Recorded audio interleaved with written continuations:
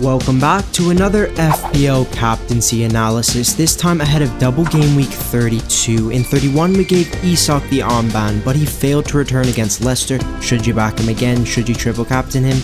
All revealed in this video.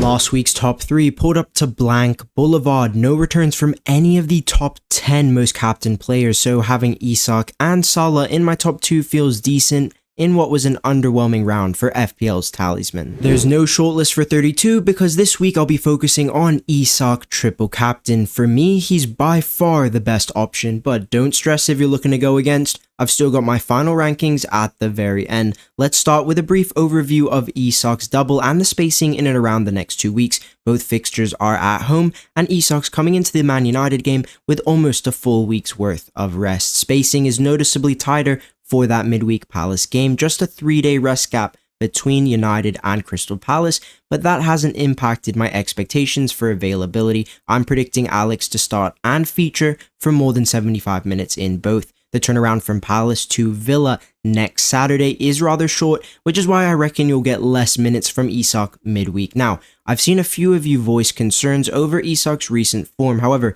I'm not put off at all by the blank versus Leicester. 9 of the most captained talisman failed to return in 31, and if we're looking at output prior to that performance and that week, Isak scored at home to Brentford and he smashed it for Sweden on international duty the weeks before. And in my opinion, Alex is in one of the best patches of form for FPL premiums right now. So, minutes and form, tick tick. Yeah, the spacing isn't perfect, but definitely not a major red flag on his profile this week. Isak doesn't have the strongest set of historical records ahead of his double. He's yet to produce a single return against United or Crystal Palace at home. His double game week history is pretty similar, featuring in 3 doubles since joining the league. He's produced returns in 2 of those 3. His most recent double was back in game week 37 last season, where he only managed 4 points. The fixtures were Man United away and Brighton at home. He did start both, but he blanked as well in both.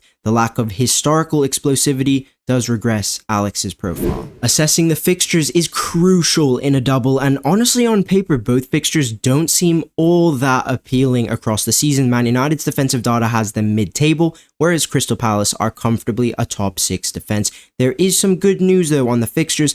As a Man United supporter myself, I can tell you all firsthand that Amarim's 11 are going to be leggy on Sunday. We've just played an intense Europa League quarterfinal in France against Lyon, and on top of that, Matthias de Ligt, who in my opinion is our best central defender, he's still out injured, which means you're probably getting Alex against Yaro, Maguire, Mazraoui back 3. We already have a central zonal weakness, as you can see from the chances conceded graphics. Having additional travel fatigue and a key defensive asset out for that fixture does make United more targetable for captaincy. Return trends also support that sentiment, as 7 FPL players have hauled explosive returns against United at home. Just 4 have managed to do the same versus Palace at home. So for me, United definitely looks to be the money fixture in the double. Palace are going to be much tougher to break down, but also consider that Isak has the second best output at home, only behind Mo Salah this season. He's blanked just 4 in 13 starts at St. James's Park. So yeah,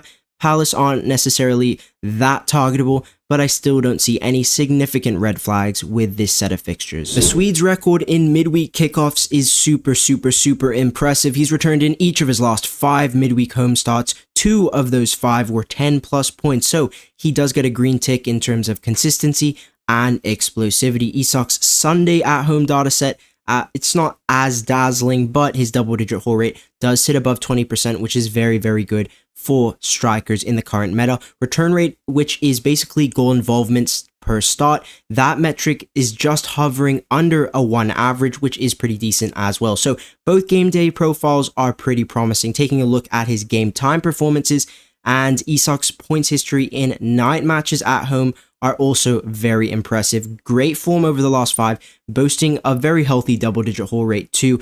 Just the one concern in that specific dataset is that he's been less consistent in these evening kickoffs at home. Alex's blank rate is all the way up into the 40s, but apart from that, his underlyings are encouraging. Sunday 4:30 kickoffs at St. James have not been that fruitful so far for Alexander. 4 starts, just the 1 goal alongside 3 blanks at this kickoff time, and that does besmudge his kickoff profile a little bit. However, he doesn't have enough starts at 4:30 to qualify for full analysis, so I'm not reading too much into those specific records. All round, really promising underlyings from Alexander. Into the rankings we go, and obviously Alex is in as my best captain, but should you play the triple captain on him this week? Look, chip strategy is always team dependent, but if you're weighing up Isak TC versus a Bukayo Saka TC and 33, or maybe even an Omar Marmoush TC and 33, if you're basically choosing between 32 and 33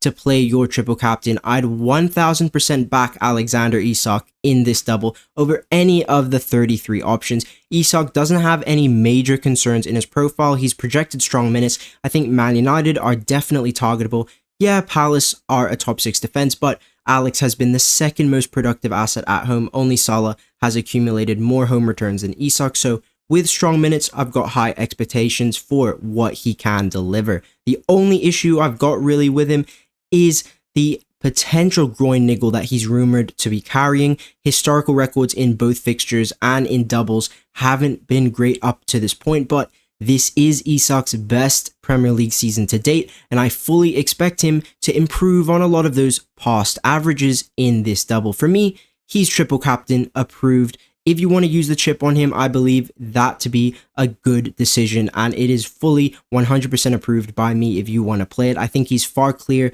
of most of the 33 TC options, so if you're debating between playing it in 32 or 33, I'd be backing Isak here all day. If you're not too hot on Alexander, you could opt for, in second place, Jean-Philippe Mateta, who takes that second position with his teammate Eberiche Eze clinching third. The double doesn't look that appealing on paper for these Palace guys, but Mateta is in good form, Eze is also in good form, and Mateta's expected minutes in the first match are now much stronger than what we were thinking, around game week 30, because Eddie Nketiah got that red card. He's suspended for the City game, and Mateta's on pens for Palace. He's been absolutely amazing this season. He's a double game week monster historically, and he's taking my vice captain all day long.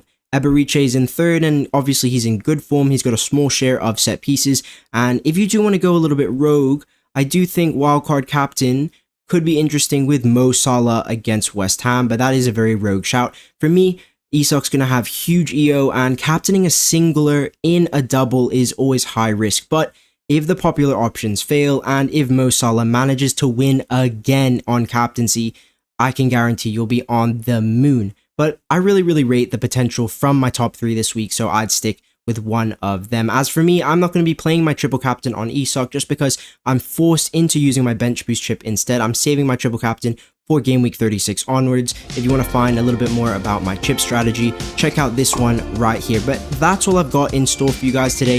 If you found my content insightful, if you found this video helpful, drop a like.